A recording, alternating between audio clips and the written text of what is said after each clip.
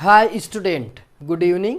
तो आज हम बात करने वाले हैं कक्षा 12 के विषय रसायन विज्ञान के अध्याय नंबर 1 के बारे में। यूनिट नंबर 1 आज हम पढ़ने वाले हैं। यूनिट नंबर 1 है ठोस अवस्था।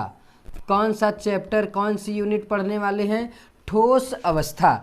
तो यहाँ पर स्पेशली देखिए, स्पेशली यहाँ पर हम ये पढ़ने वाले हैं कि किस प्रकार के न्यूमेरिकल्स आते हैं कहाँ पर, ठोस अवस्था वाले चैप्टर में से। उन्हीं को बेसिकली उसी को डिस्कस करने के लिए ये वीडियो हम बना रहे हैं। तो सबसे पहले ठोस अवस्था।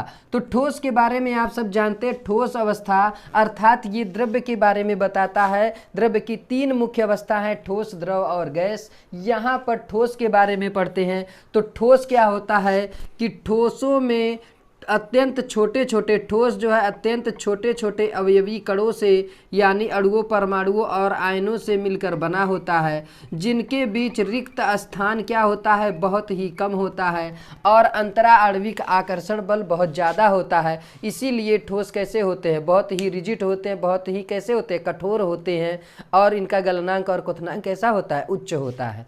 तो इसके बारे में ठोस की प्रॉपर्टी। ठोस को जैसे ही डिवाइड किया जाता है कि ठोस जो है, ठोस अवस्था में अगर ठोसों को डिवाइड करें कि ठोसों को कितने पार्ट में रख सकते हैं, तो ठोस को बांटते हैं तो ठोस का 2 भाग आता है। आप लोग जानते हैं ना, ठोसों को देख रहे हैं, क्या सभी ठोस किस प्रकार के गुणों को दिखाते हैं? कुछ को देखेंगे, सामने से देखेंगे चमक ज़्यादा आती है, कुछ का चमक कम आता है, कुछ जो है विद्युत में प्रवाह, विद्युत धारा का उसमें प्रवाह होता है, कुछ में विद्युत धारा का प्रवाह नहीं होता है। वही सब हमें यहाँ पर डिस्कस करना है, किसमें? ठोस अवस्था में। तो ठोसों को देखें तो ठोस मुख्य रूप से 2 भागों में डिवाइड है। एक का नाम है क्रिस्टलीय, क्रिस्टलीय है ना, और दूसरे का नाम है अक्रिस्टलीय, अक्रिस्टलीय ना। क्रिस्टलीय ठोस और कैसा? अक्रिस्टलीय ठोस। अब देखिए, हम लोग सिर्फ ठोस अवस्था जानते थे, यहाँ पर कैसा? क्रिस्टलीय ठोस और अक्रिस्टलीय ठोस। तो क्रिस्टलीय ठोस कैसे होते हैं? तो कहा गया जो क्रिस्टलीय ठोस होते हैं ना, जैसे रॉड देखिए, लोहे की रॉड, लोहे की पटरी, लोहे का जो भी सामान देख रहे हैं, कापर का तार, सोने की वस्तुएं, ये सब क्या देख रहे हैं? धातुओं को अगर आप देखें तो ये दीर्घ परासी होती हैं। दीर्घ परासी का मतलब इंग्लिश में कहते हैं लॉन्ग रेंज, यानी बड़ी बड़ी जो है संरचनाएं बनाते हैं, बड़े बड़े यौगिक बनाते हैं, उन्हें क्या कह देते हैं? दीर्घ परासी। जबकि और इसको देखोगे ना तो ये कैसा होता है? लघु परासी। यानी ज़्यादातर आपको देखिए क्रिस्टलीय और अक्रिस्टलीय में अंतर पूछता है, इसीलिए हम ऐसे डिवाइड करके आपको बताते। माने छोटी श्रृंखला बनाते, ये बहुत बड़ी श्रृंखला नहीं बनाते। तो यहाँ पर दीर्घ परासी होते, इनको वास्तविक ठोस कहते हैं। कैसा ठोस? वास्तविक ठोस कहते हैं, क्योंकि यही मुख्य रूप से हम लोग ज़्यादातर यूज करते हैं, ज़्यादातर देखते हैं। इन्हें कैसा ठोस कहते हैं? इन्हें काल्पनिक ठोस कहते हैं। कैसा ठोस? काल्पनिक ठोस कहते हैं। किसको? अक्रिस्टलीय वाले को कहेंगे। यहाँ पर इसमें विषम दैशिकता, कैसी दैशिकता? विषम दैशिकता पाई जाती है। किसमें? ये पाया जाता है क्रिस्टलीय ठोसों में। और यहाँ पर क्या पाया जाता है? यहाँ पर पाया जाता है समदैशिकता। क्या पाया जाता है? समदैशिकता। अब इन दोनों में जरा अंतर देखिए। एक बार पूछा था सिर्फ विषम दैशिकता पर टिप्पणी लिखिए। तो विषम दैशिकता क्या है? देखिए, जब भी हम किसी लोहे की रॉड को, देखिए एक लोहे का रॉड है, समझ में आ रहा है? एक लोहे का रॉड है, जहाँ से लोहे की रॉड को काटे रहेंगे देखेंगे उसका वो भाग बहुत ही चमकीला रहता है। या फिर आप क्यों जानेंगे कि वो कटा ही होगा? नहीं भी कटा होगा। ऐसे ही लोहे की रॉड को देखेंगे तो अलग अलग जगहों से इसका अलग अलग ठोस अवस्था होती है। कुछ जगह देखेंगे कम ब्रेक, मतलब कुछ जगह जहाँ पर अणु कम संयोजित रहते हैं वहाँ से तोड़ना क्या होता है? आसान होता है। तो विषम दैशिकता का मतलब अलग अलग दिशाओं से देखने पर इनके गुण कैसे होते हैं? अलग अलग, जैसे इनकी कठोरता, इनका अपवर्तनांक, इनका घनत्व, अलग अलग दिशाओं से देखने पर कैसा लगता है? अलग अलग। जबकि क्रिस्टलीय वाले में जैसे आप जानते हैं कांच, प्लास्टिक, ये सब इसका एग्जाम्पल है।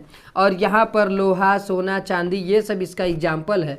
अगर कांच को किसी भी तरफ से देखिए, अगर एक कांच है उसको किसी भी तरफ से देखिए, कोडिंग नहीं हो कांच के ऊपर, तो आपको एक तरह का, अगर शीशे में देख रहे हैं अपने चेहरे को तो क्या कहीं धब्बा या कहीं अलग से कुछ दिखता है? नहीं, अगर रहेगा तभी ना दिखेगा। तो इस प्रकार से इसमें समदैशिकता पाई जाती है, अर्थात जिस साइड से देखेंगे चाहे जिस साइड से देखें उसके भौतिक गुण कैसे होते हैं? एक समान, जैसे कठोरता, घनत्व, अपवर्तनांक, ये सब कैसे होते हैं? एक जैसे। कहा गया कि इनकी जो शीतलन वक्र होता है, कैसा वक्र? शीतलन वक्र जो होता है इनका वो कैसा होता है? असतत होता है शीतलन वक्र, जबकि इसका शीतलन वक्र कैसा होता है? सतत होता है। अब इसके बारे में थोड़ा सा समझिए। शीतलन वक्र असतत का मतलब, जब हम किसी लोहे को, किसी मेटल को पिघलाते हैं तो एक निश्चित ताप पर वो लगातार पिघलता रहता है, तब तक जब तक वो वस्तु पिघल नहीं जाती तब तक टेम्परेचर में किसी प्रकार का कोई परिवर्तन नहीं मिलता। इसे कहते हैं कैसा वक्र बनाता है? ये वक्र बनाता है असतत। एक बार पिघलना स्टार्ट करेगा तो फिर रुकेगा, तो फिर से वहां से फिर पिघलना स्टार्ट करेगा। मतलब आपको रेंज ऐसा मिलेगा कि कोई भी ठोस एक बार यहाँ से ए पर है, ये मेल्ट करना स्टार्ट कर दिया, मेल्ट करेगा बी तक। अगर आपने यहाँ पर टेम्परेचर को कम किया तो ये यहीं से रुक जाएगा और यहाँ से ठंडा होना स्टार्ट हो जाएगा, फिर से मेल्ट करेगा तो इसका रेंज बदल जाएगा। तो यानी इसमें जो रेंज का तरीका होता है, यानी टेम्परेचर का क्वथनांक होता है, वो कैसा होता है? हर जगह पर अलग अलग प्रकार से आपको मिलेगा। यदि ताप में आप परिवर्तन करेंगे, इसे कहते हैं शीतलन वक्र असतत। जबकि प्लास्टिक एक बार जिस टेम्परेचर पर भी पिघलना स्टार्ट कर दिया वो लगातार पिघलता ही रहता, वो कहीं पर रुकता नहीं। अगर इसको कहीं पर रोकेंगे रुक जाएगा, फिर से टेम्परेचर बढ़ाएंगे फिर से पिघलने लगेगा। तो ये हो गया आपका शीतलन वक्र असतत और सतत। अब देखिए ये हो गया क्रिस्टलीय और अक्रिस्टलीय ठोस में अंतर, जो मुख्यतः 4 हैं। एग्जाम्पल इसका आप जानिए, कांच, रबर, और ये आप कांच, रबर, इस तरह से आप एग्जाम्पल देख लेंगे। यहाँ पर देखेंगे लोहा, सोना, चांदी, जितने भी मेटल्स आप जानते हैं उनको रख लेंगे। तो ये हो गया क्रिस्टलीय और अक्रिस्टलीय ठोस में अंतर, जो आपके एग्जाम में कभी कभी पूछ लिया गया है। तो चलिए इसके आगे वाले क्वेश्चंस को नहीं, अभी तो हम यहाँ सिर्फ थ्योरेटिकल सिस्टम को पूरा समझ रहे हैं कि किस प्रकार से सब ठोस अवस्था में क्वेश्चंस बनते हैं ना।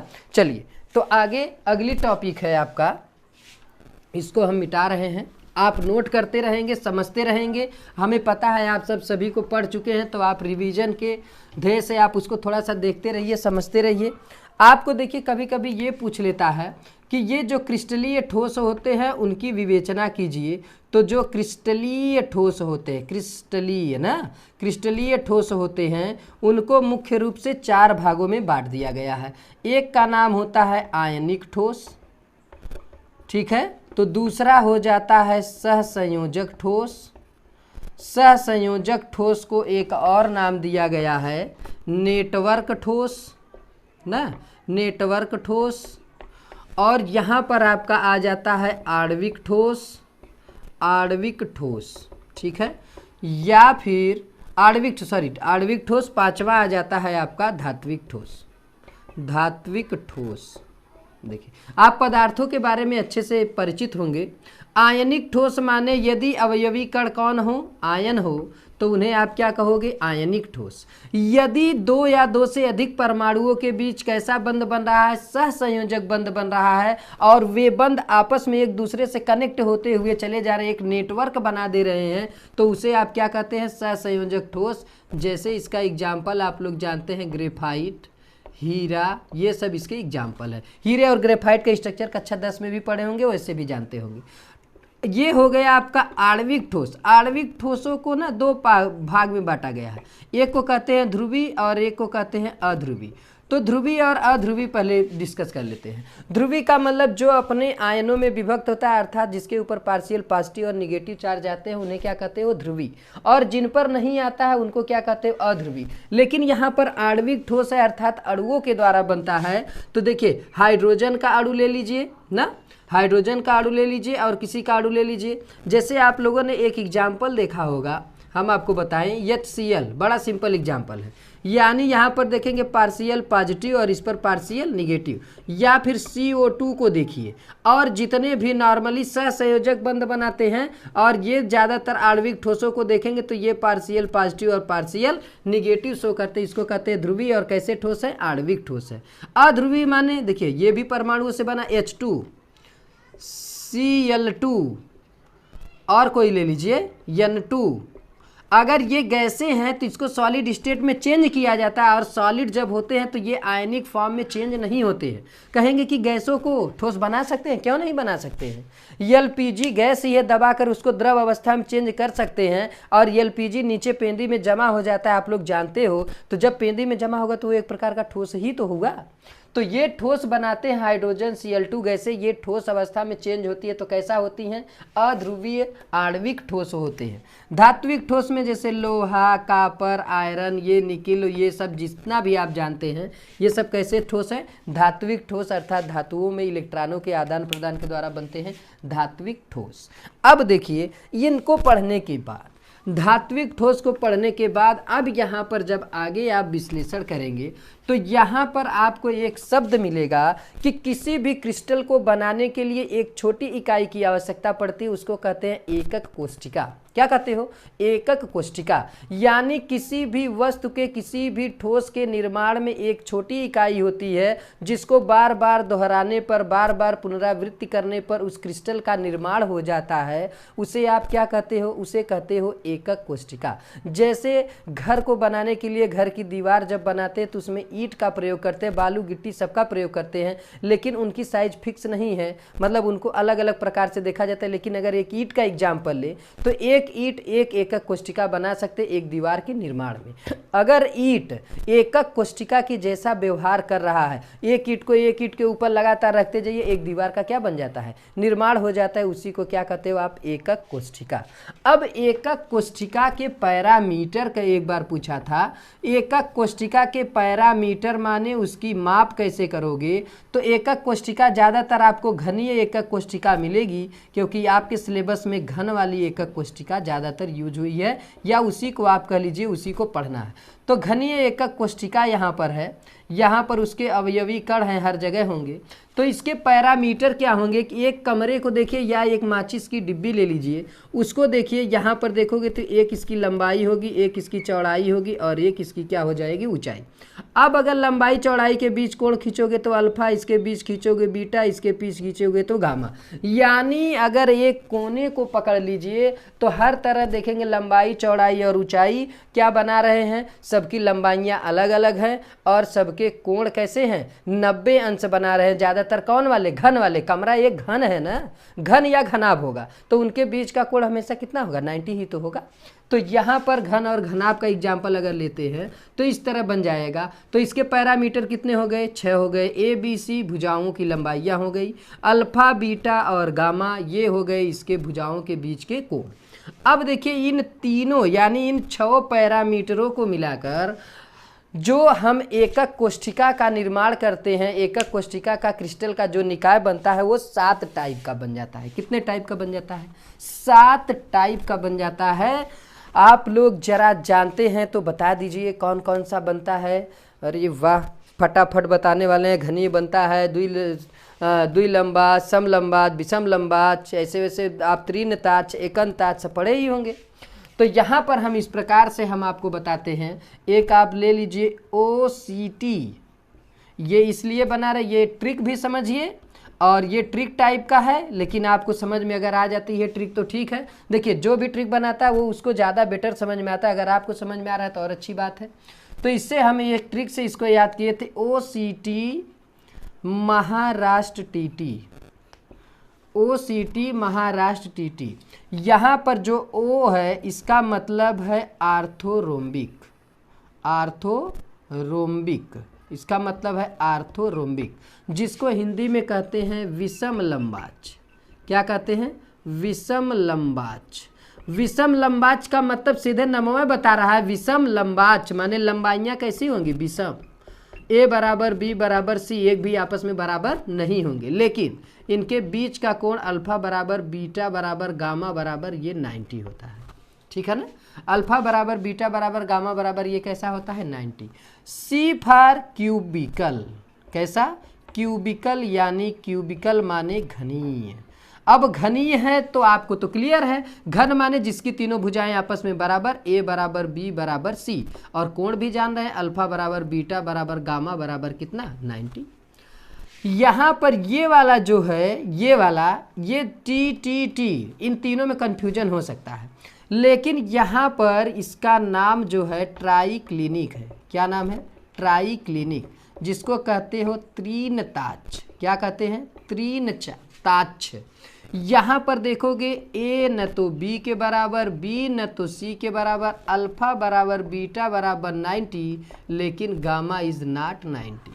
अल्फा बीटा तो 90 होते हैं लेकिन गामा 90 नहीं होता है। ठीक है। और यहाँ पर इसको देखोगे तो इसका नाम है मोनोक्लिनिक। क्या नाम है? मोनोक्लिनिक। इसको कहते हो एकंताक्ष। क्या कहते हो? एकंताक्ष। यहाँ पर कोई भी वैल्यू बराबर नहीं होता है 90 के। सॉरी, यहाँ पर थोड़ा सा गलत हो रहा था।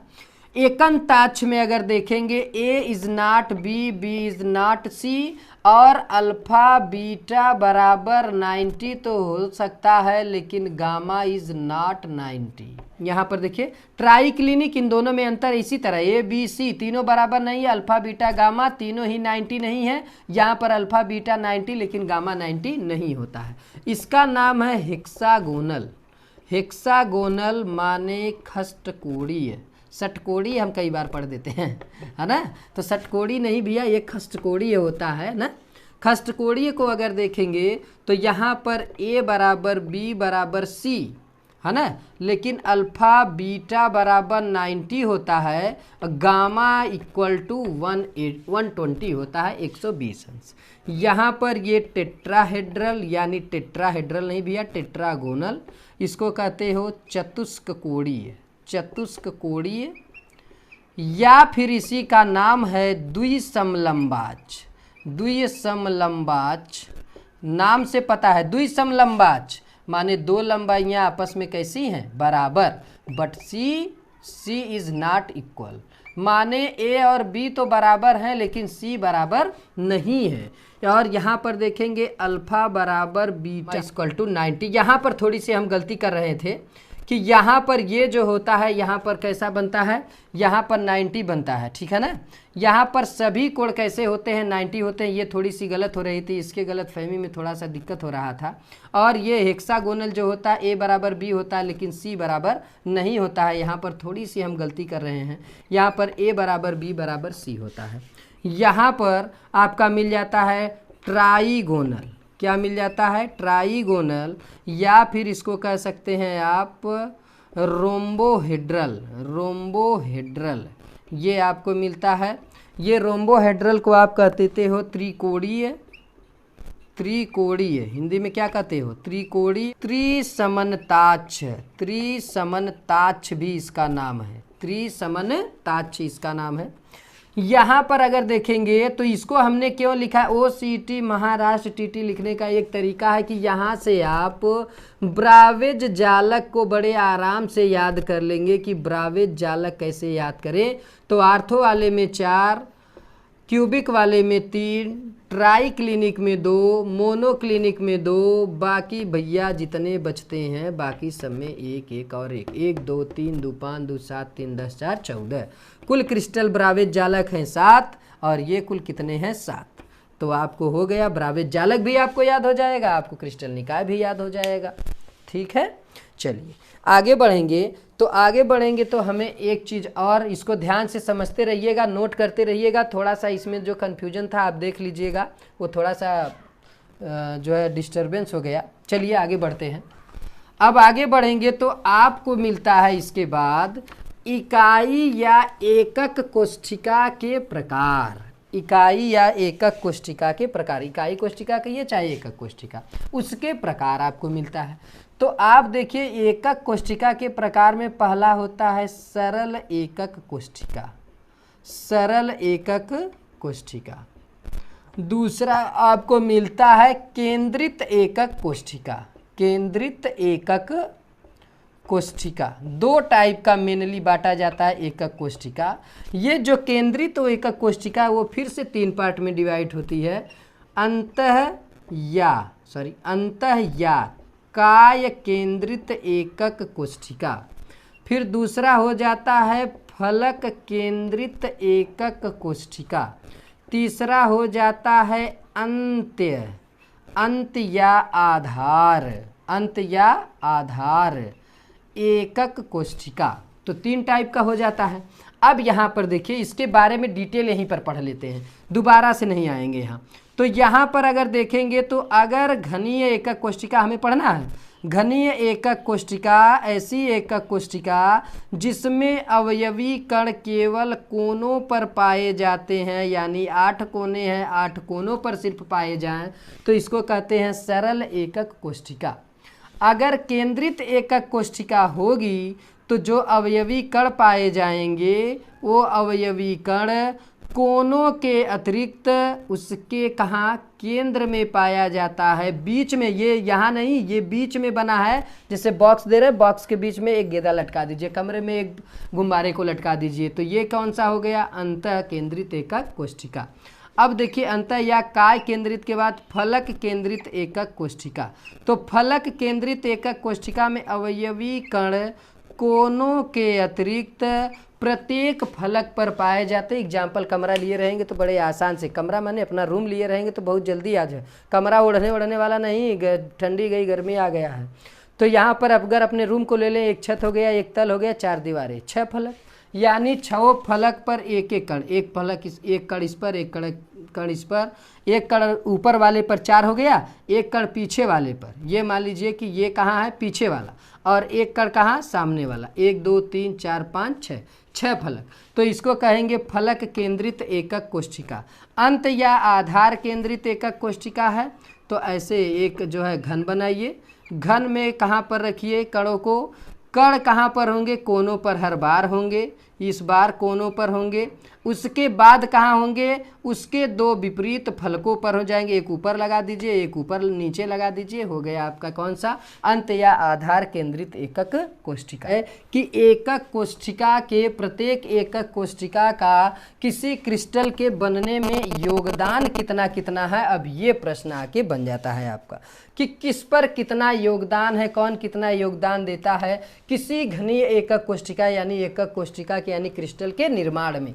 तो यहाँ पर देखिए कि जो घन होता है, यहाँ पर सरल एकक कोष्ठिका जो आप देखते हैं एकक कोष्ठिका, तो वहाँ पर जो कोनों पर स्थित अवयवी कण, प्रत्येक अवयवी कण का, कोने पर स्थित अवयवी कण का योगदान, अगर योगदान इसका देखें तो कहाँ पर, 8 कोनों पर किसी भी पॉइंट पर लगा लेंगे तो यानी कोनों का योगदान 1/8।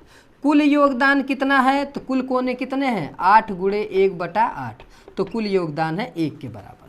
अगर आप देखें फलक वाले का कितना योगदान है, फलक वाले का योगदान कितना होगा, तो फलक एक है, एक जो है डब्बा है, उसके बगल में एक डब्बा लगाओगे तो दो फलक आपस में अटैच होंगे, तो एक फलक का योगदान होता है 1/2।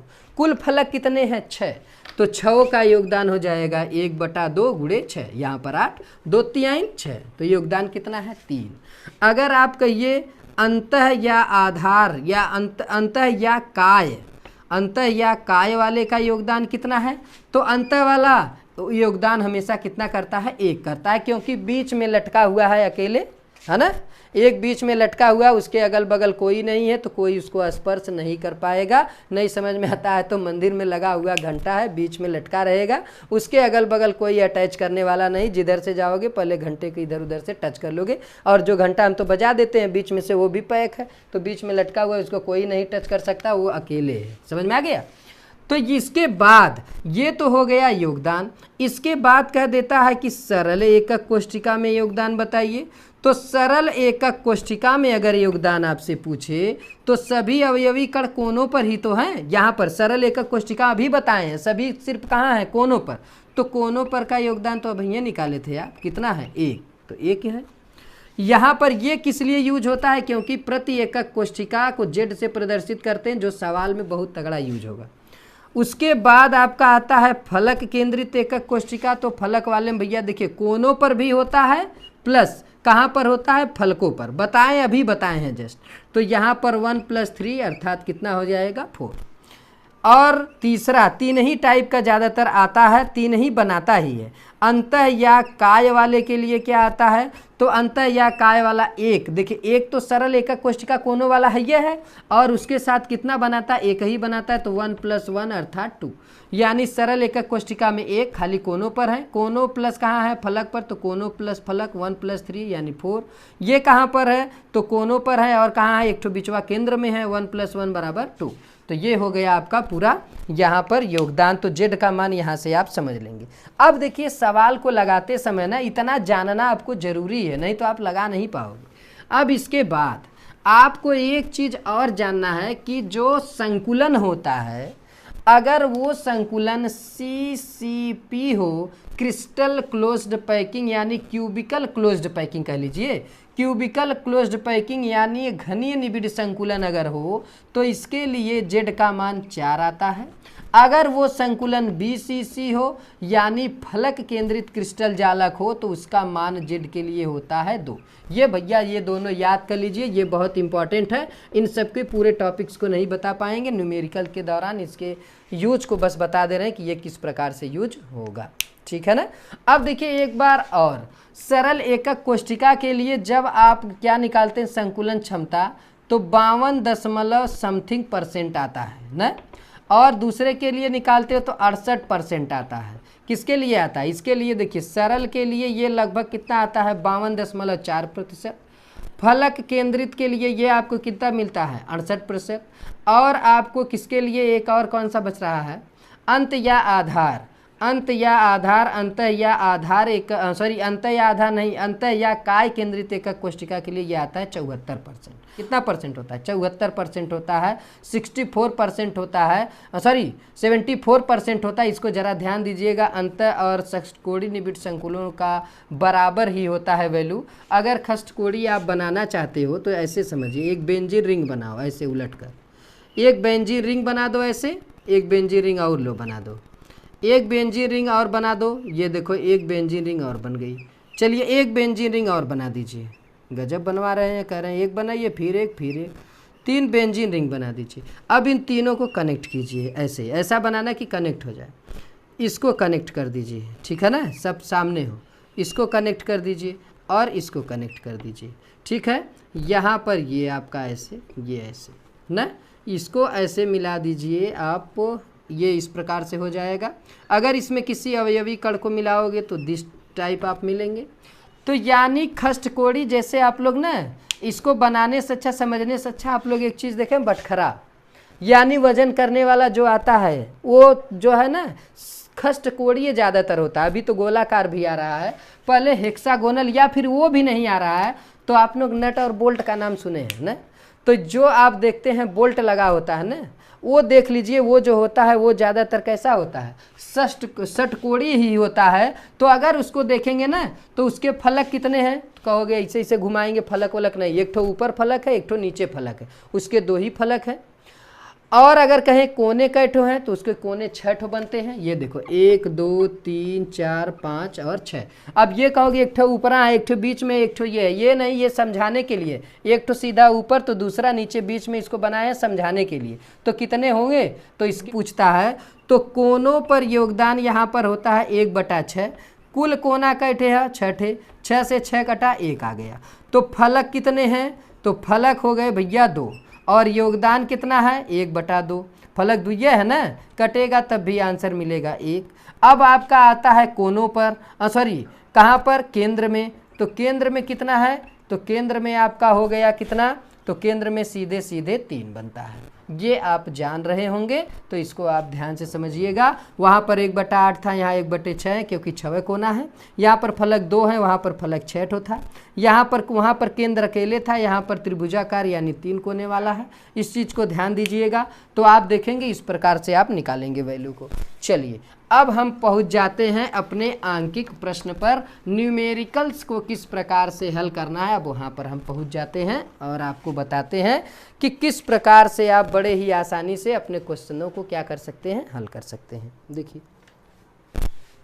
हम क्वेश्चनों को यहाँ पर समराइज किए हुए हैं कि कितने प्रकार के क्वेश्चन आपको पूछे जाते हैं, किस किस प्रकार से पूछा गया है, ये पूरा क्वेश्चन है। तो इसमें से हम सिर्फ आपको न्यूमेरिकल वाला पोर्शन करवाएंगे, बाकी जो है आपको पीडीएफ के लिंक में सभी क्वेश्चंस मिल जाएंगे। चैप्टर नंबर 1 से संबंधित अगर आप चाहें तो उसको नोट करके देख सकते हैं कि कितने क्वेश्चंस यहाँ पर बनते हैं। जितना हो सकेगा उतना आज करेंगे, बाकी को कल। तो यहाँ पर दिया हुआ है कि एक ठोस द्रव्यमान में पोटेशियम परमाणु, कौन सा परमाणु, पोटेशियम परमाणु का क्या करता है, तो कह रहा है कि क्रिस्टलीय घनीय जालक के केंद्र में स्थित है, के केंद्र में क्या कर रहा है, स्थित है। तो इसका मतलब ये क्या बना रहा है, BCC। तो BCC के लिए Z का मान कितना हो गया, 2। ये ध्यान रखिए। प्रति एकक कोष्ठिका इसको कहते हैं, प्रति एकक कोष्ठिका का मान कितना है, ये Z है, प्रति एकक कोष्ठिका का मान हो गया भैया BCC के लिए 2। इसकी ज़रूरत हमें पड़ेगी। आगे दे रहा है कि इसका जो भार है, पोटेशियम का भार दे दिया है, W दे दिया है 4 ग्राम। कितना ग्राम, 4 ग्राम। और इसका अणुभार दे दिया, पोटेशियम का अणुभार आपको दे दिया है, अणुभार का मतलब MW, मालिकुलर वेट दिया हुआ है आपको 39। कह रहा है कि इस इकाई सेलों की अनुमानित संख्या ज्ञात कीजिए, इकाई सेलों की अनुमानित संख्या ज्ञात कीजिए। ये कहाँ से आ गया भैया, आ गया, बस सिलेबस में है, आ गया, और कहाँ से आ जाएगा। यहाँ इस प्रश्न को हल करने के लिए आपको क्या करना होगा, सर्वप्रथम आप लोग जानते हैं मोलों की संख्या ज्ञात करना। इसको हम इधर से थोड़ा लगाएंगे, वैल्यू लिख दिए हैं, लगाएंगे यहाँ से, हल यहाँ से करेंगे, क्योंकि जानते हैं बहुत इधर उधर लिखते हैं, इसलिए जो है इधर उधर ना लिखे, इसलिए यहाँ से स्टार्ट करेंगे। तो आप जानते हैं किसके लिए, तो आप जानते हैं यहाँ पर मोलों की संख्या, मोलों की संख्या का एक फार्मूला आता है, अणुओं की संख्या, किसकी संख्या, अणुओं की संख्या या फिर परमाणुओं की संख्या, चाहे आयनों की संख्या बटे क्या होता है, आवोगाद्रो संख्या। ये सूत्र आप जानते होंगे, मोलों की संख्या बराबर अणुओं की संख्या बटे Na। और एक फार्मूला जानते होंगे, जानते हैं कौन सा जानते होंगे, एक जानते होंगे मोलरता और नॉर्मलता निकालते समय मोलों की संख्या बराबर होता था भार बटे अणुभार, भार बटे अणुभार, पदार्थ का भार बटे अणुभार ना। तो यहीं पर अप्लाई कर दीजिए, यहाँ पर हो गया W भार अपान MW बराबर अणुओं की संख्या, ये तो निकालनी ही है। प्रति एकक कोष्ठिका में जब अणुओं की संख्या निकाल लेंगे तभी निकालेंगे अनुमानित संख्या, आवोगाद्रो संख्या, एवोगैड्रो संख्या, इसको जानते हैं। मान मालूम है कितना है, W है, तो W है 4 और MW कितना है 39। तो इसको अगर हल करेंगे 6.022 गुणे 10 के घाते 23, यही ना। अब इसका इधर मल्टीप्लाई कर दीजिए, तो अर्थात आपको मिल जाएगा अणुओं की संख्या बराबर क्या मिलेगा, आपको मिल जाएगा 4 गुणे 6.022 गुणे 10 के घाते 23 बटे 39, ये आपको मिल जाएगा। अणुओं की संख्या बराबर आपको ये मिलेगा, देखिए इधर मल्टीप्लाई हो जाएगा ना, यहाँ अणुओं की संख्या यहाँ लिख देते हैं अगर आपको न दिख रहा हो तो, अणुओं की संख्या, ठीक है भैया, अणुओं की संख्या। अगर इसको हम हल करते हैं तो गुणा कर देंगे, 4 दूनी 8, 4 दूनी 8, 0.400, 4 छंग 24, 3 अंक बाद दशमलव, यहाँ आ जाइए 39 गुणे 10 के घाते कितना हो जाएगा 23, बड़ा छोट छोट लिख दिए, 10 के घाते 23। अब अगर इसको हल करोगे ना, भाग दोगे, तो यहाँ पर दशमलव है तो पहले दशमलव ही लगा दीजिए, क्योंकि 2 अंक में भाग जाएगा नहीं, 39 बड़ा है। यहाँ पर हम भाग दे रहे हैं, भाग देना है कितने में, 24.088 और 39 भाग जाएगा नहीं, यहाँ पर हो गया 240। कितनी बार लेकर चले जाएं, तो मान लीजिए 6 बार अगर हम लेकर चले जाते हैं, 6 9 54 के 4, 6 18, 5 23, यहाँ से घटाएंगे तो आएगा 6, फिर आएगा ये, तो कितनी बार जाएगा, 1 बार, फिर 1 बार लेकर जाओगे तो कितना आ जाएगा, यहाँ से 9, यहाँ से 2, 29 आ जाएगा, 29 और 8 यानी फिर से वही बढ़ने वाला है वैल्यू, यानी 0.61 गुणे 10 के घाते कितना होगा भैया 23। ये अभी आ गया अणुओं की संख्या। हमें क्या निकालना है, अनुमानित क्या, एक इकाई सेलों की संख्या। तो यहाँ तक आप लगा लेंगे, यहाँ तक आप नोट कर लीजिए, बढ़िया से समझ लीजिए, ये एकदम यहाँ तक ही आया है हल होकर, ठीक है ना। अब इसके बाद हम हल करेंगे यहाँ से मिटाकर। देखिए अब यहाँ पर जब आप निकालेंगे इकाई सेलों की संख्या, तो इकाई सेलों की संख्या बराबर, ये सूत्र आप याद कर लीजिए भैया, बड़ा इंपॉर्टेंट है आप लोगों के लिए। यहाँ पर कर देना अणुओं की संख्या, चाहे अणुओं की संख्या, चाहे आयनों की संख्या, चाहे परमाणुओं की संख्या, बटे क्या कर देना, इकाई या प्रति एकक कोष्ठिका में, प्रति एकक कोष्ठिका में परमाणुओं की संख्या, कोष्ठिका में परमाणुओं की संख्या। तो अणुओं की संख्या इतनी आई थी 0.61 गुणे 10 के घाते 23/2, भाग दे दीजिए 0.236, यहाँ पर दशमलव ये भाग जाएगा नहीं, तो 2 पच्चे 10, 0.5, यहाँ से 2 तिहाई 6 भाग जाएगा नहीं, तो पहले यहाँ पर पहले भाग चला जाएगा, फिर एक में भाग नहीं जाएगा, फिर यहाँ 0 बढ़ाओगे तो फिर यहाँ पर 0, 2 पच्चे 10 गुणे 10 के घाते कितना हो गया 23। एक अंक इधर ले जाइए, सार्थक अंक लिखने का तरीका, इधर जब जाते हैं 10 की घात मिलती है माइनस, इधर जब जाते हैं 10 की घात मिलती है प्लस, उधर एक अंक जाएंगे तो 1.05 गुणे 10 के घाते 23 के जगह कितना हो जाए 22, एक घात यहाँ से क्या होगा घट जाएगा, क्योंकि इधर की तरफ जाएंगे। समझ में आ गया। तो यहाँ तक के क्वेश्चंस को हम हल कर लिए, एक टाइप का क्वेश्चन देख लिए, बाकी क्वेश्चंस को अगले वीडियो में बता पाएंगे, क्योंकि जो है हमारा जो मोबाइल है उसका स्टोरेज फुल हो चुका है, ठीक है ना। तो धन्यवाद, इसके आगे जो है अगले लेक्चर में बात करेंगे।